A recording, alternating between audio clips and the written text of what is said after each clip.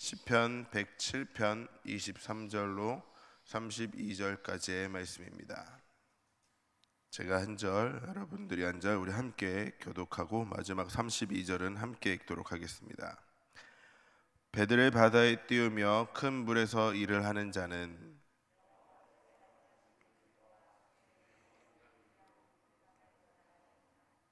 여호와께서 명령하신즉 광풍이 일어나 바다 물결을 일으키는도다.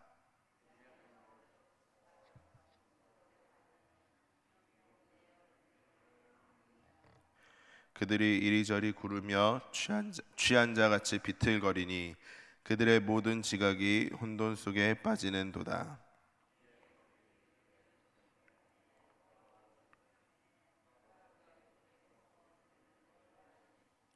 광풍을 고요하게 하사 물결도 잔잔하게 하시는도다.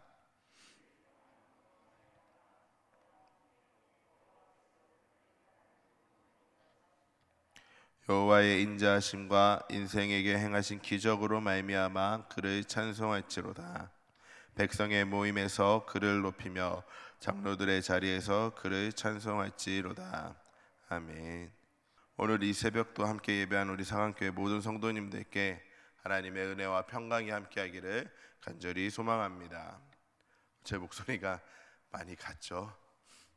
저도 모르게 이제 감기가 왔더라고요. 혹시나 해서 신속항원도 받아봤는데 다행히 코로나는 아닌데 이제 목이 많이 붓고 좀 잠겼다고 하더라고요. 근데 어쩌면 예전에도 그러는데 어떤 분이 이 목소리가 더 듣기, 삑사리만 안 나면 더 듣기가 더 좋다고 얘기하시는 분들도 계시더라고요. 종종요.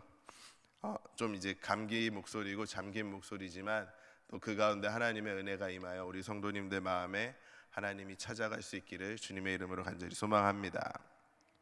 하나님은 어떤 분이실까 고민을 하다가 이런 대답을 하게 되었습니다.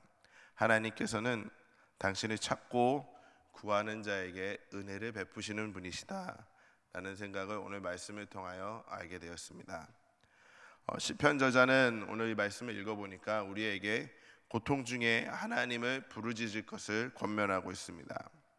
자, 우리는 왜 삶 속에서 하나님을 찾고 하나님 앞에 나아가서 기도를 해야 될까요? 우리가 왜 이 새벽 예배 자리에 나와서 기도하고 하나님께 부르짖기 위해 나와 있을까요? 오늘 시편 저자는 우리가 왜 하나님께 부르짖으며 살아야 하는지 그 이유를 오늘 읽은 시에서 알려주고 있습니다. 먼저 우리는 연약하기 때문에 부르짖어야 함을 가르쳐주고 있습니다. 시편 저자는 이제 깊은 바다에서 일어나는 일들로 하나님의 위대하심을 선포하고 있는데요. 자, 일반적인 사람들, 저희들 같은 경우에는 이제 바다를 보면 저게 얼마나 깊은지 판단할 수가 없습니다. 그런데 바다에서 일하는 분들은 이렇게 보면은 바다의 무서움을 누구보다 잘 알고 있죠. 바다를 보면은 이렇게 잠잠하기도 하지만 또 어쩔 때 보면 이제 무시무시한 폭풍우가 불어와서 우리의 생명을 위협하기도 합니다.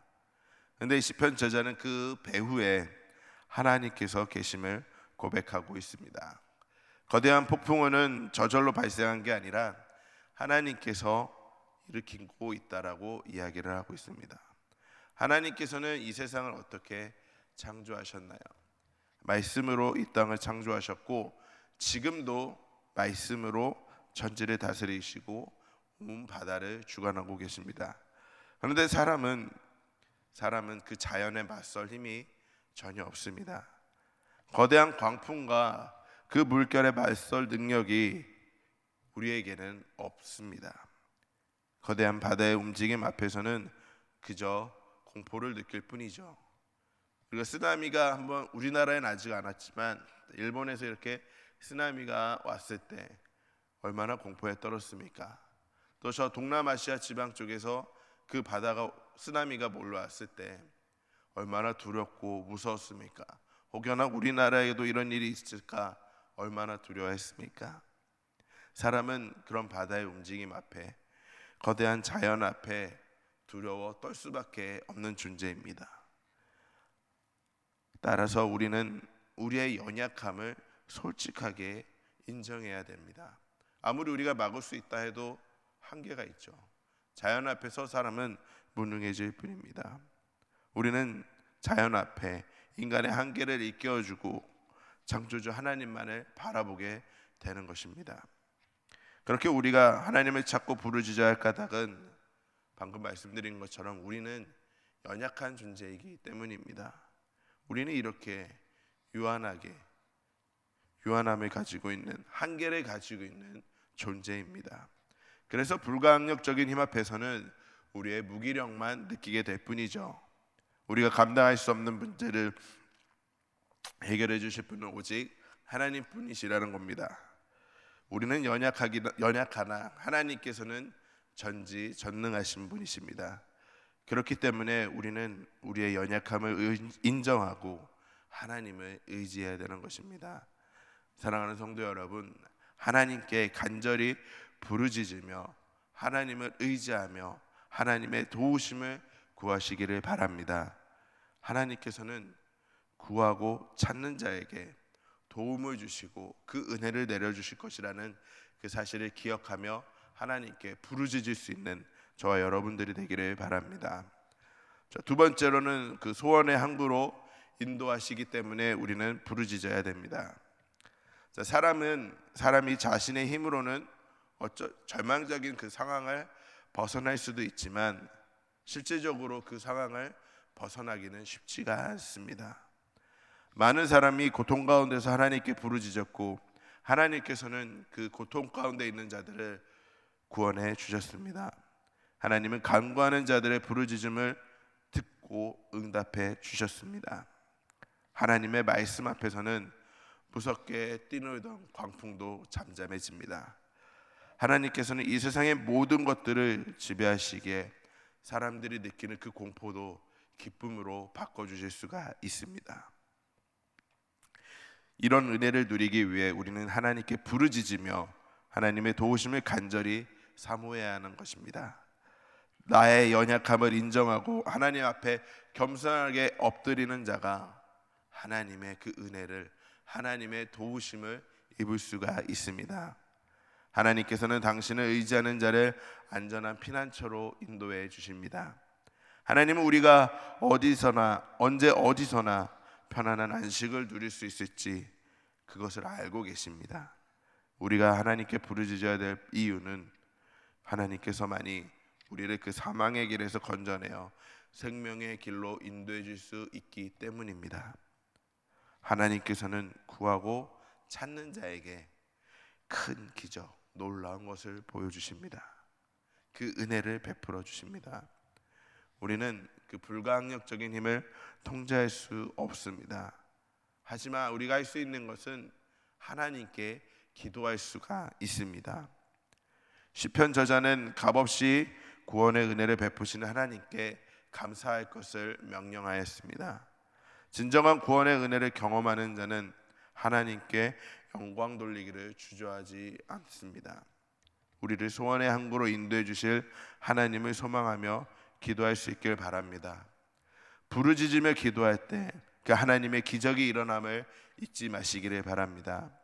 사랑하는 성도 여러분, 우리가 지내다 보면 우리의 삶 가운데서는 우리의 힘으로는 감당할 수 없는 일들이 너무나도 많이 있습니다.